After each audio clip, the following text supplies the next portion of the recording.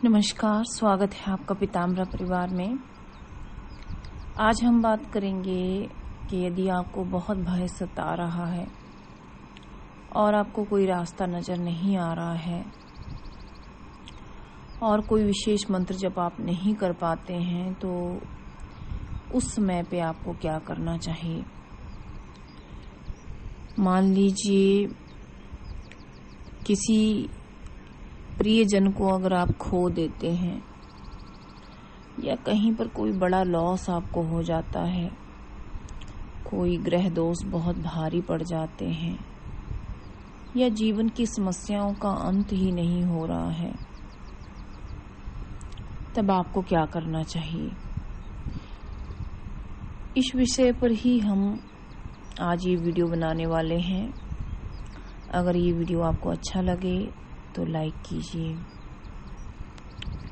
बात करते हैं कि जीवन में कभी न कभी ऐसा समय आता है जब हम बहुत ही एकांत फील करते हैं या पूरी दुनिया को, चाहे उसमें कोई भी है, आपके घर का सदस्य है, माता पिता भाई बहन या रिश्तेदार, पति पत्नी या जो भी है,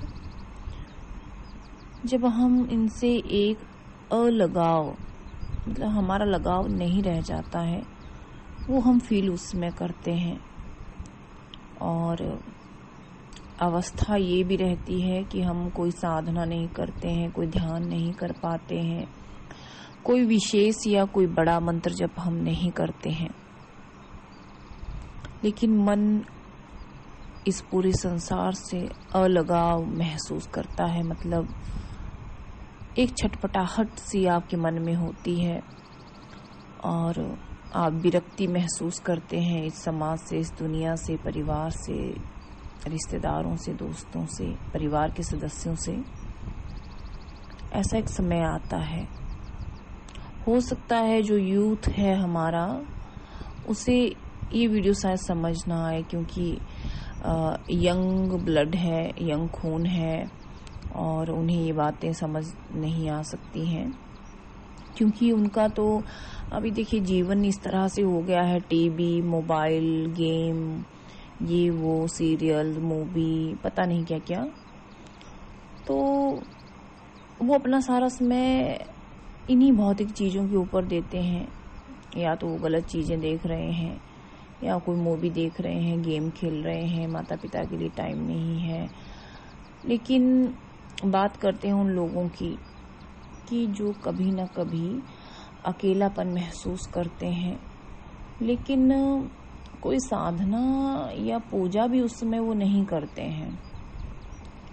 लेकिन कई बार तो विरक्ति ही इस तरह की हो जाती है कि कोई मंत्र जप भी नहीं करना चाहते हैं, ध्यान नहीं करना चाहते हैं, योग नहीं करना चाहते हैं, किसी से मिलना नहीं चाहते हैं, परिवार के सदस्यों से भी बात नहीं करना चाहते हैं, कटा कटा सा महसूस करते हैं। तो ऐसी अवस्था में क्या करना चाहिए।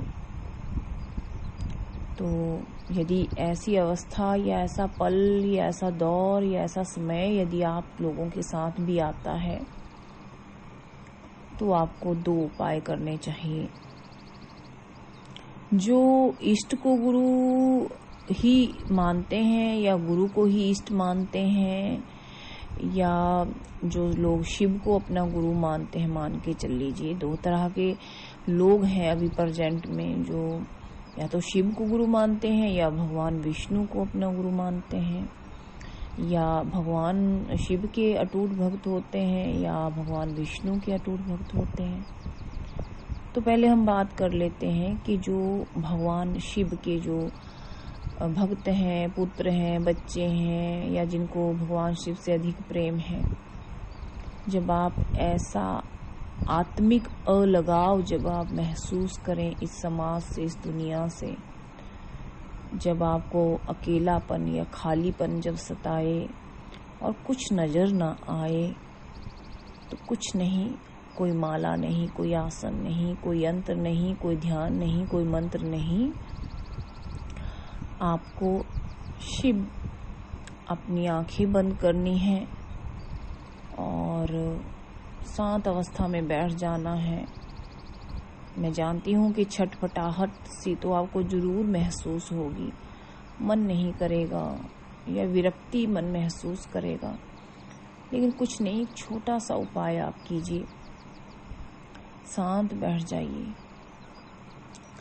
और मन ही मन में बोलिए शिवाय शिवाय शिवाय। कुछ नहीं, आपने ज्यादा उस पे कॉन्सेंट्रेट नहीं करना, कोई ज्यादा माला लेके आसन लेके कुछ नहीं, खाली सिंपल भाव में आप बैठें और बोलें शिवाय शिवाय शिवाय। और ध्यान जो आपका हो, कोशिश करें कि जो हमारा अनाहत चक्र है या जो हमारा हृदय चक्र है उस पे अगर नहीं लग पाता है कोई बात नहीं, आप अपने अंदर को झांकने का प्रयास करें। मतलब आप अपने हृदय की धड़कन को सुनने का प्रयास करें और बोलें शिवाय शिवाय शिवाय। आप देखेंगे कि आप एक अनंत सुकून महसूस करेंगे उस समय, और आपका जुड़ाव होगा अपने इष्ट से, अपने उस देव से जिससे आपकी आत्मा बहुत अधिक प्रेम करती है। और आप एकदम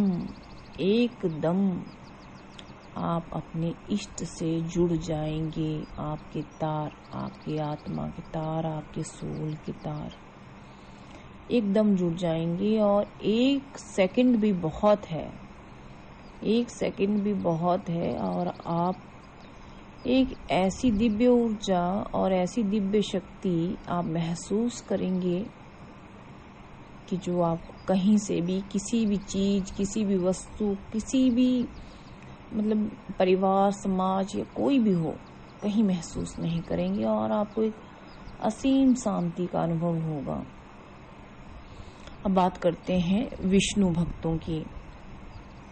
मान लीजिए जो विष्णु को अपने पिता मानते हैं, इष्ट देव मानते हैं, या उनसे जो बहुत अधिक प्रेम करते हैं, और सेम उनके साथ भी हो रहा है, समाज से कट गए हैं, परिवार से कट गए हैं, अशांति महसूस कर रहे हैं, मन कहीं नहीं लग रहा है, और विष्णु को अपना प्रिय मानते हैं, या भगवान विष्णु से आप बहुत ही अपनापन महसूस आप करते हैं। लेकिन आपकी जो प्रेजेंट जो सिचुएशन चल रही है वो इस तरह से है कि आपको बस अकेला रहना है, और खालीपन में अजीब सी अनुभूतियां आपको होंगी।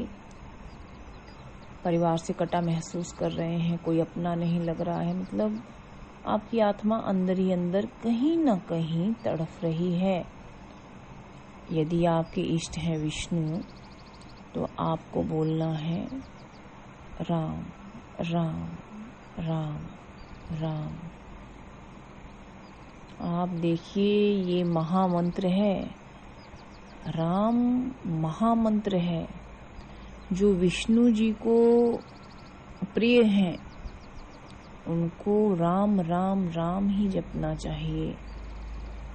जब राम राम जपे हनुमान, तो दौड़ी आई माँ सीता श्री राम। अब जब राम राम जपे इंसान, तो दौड़े चले आए हनुमान। निश्चित ही ऐसा होगा, और आप एक असीम शांति महसूस करेंगे, एक रोशनी अपने अंदर महसूस करेंगे, और आप पाएंगे कि मैं इस अनंत कोटि ब्रह्मांड से जुड़ गया हूँ। शब्द 2 हैं लेकिन भेद एक है, शब्द 2 हैं लेकिन भेद एक है। कोई कहे शिवाय, कोई कहे राम, लेकिन आपको उस अनंत कोटि ब्रह्मांडीय शक्ति के साथ आपको जोड़ने वाले ये 2 शब्द हैं। अगर आप नॉर्मल अवस्था में हैं, अगर आप बोलेंगे इन शब्दों को, तो आप एज इट इज नॉर्मल ही महसूस करेंगे। शिवाय भी सिंपल लगेगा, राम भी सिंपल लगेगा। आप राम बोल लीजिए, राम राम राम, सिंपल है। शिवाय शिवाय शिवाय, ये भी सिंपल है, बट जब आप अच्छे से और ठीक से जब इसको बोलेंगे, या जब आप खालीपन में, अकेलेपन में, अपने अधूरेपन में जब इन 2 शब्दों का उपयोग जब आप करेंगे या स्मरण जब आप इनका करेंगे, तो निश्चित ही आपको इनकी शक्ति का महसूस, आपको इनकी शक्ति जरूर होगी। एक एग्जाम्पल है बहुत अच्छा ही, समझ सकते हैं समझने वाले। यदि आप ये एग्जाम्पल समझ गए तो आपको समझ आ जाएगा। जब गांधी जी को गोली लगी थी, उनके अंतिम शब्द थे राम राम राम।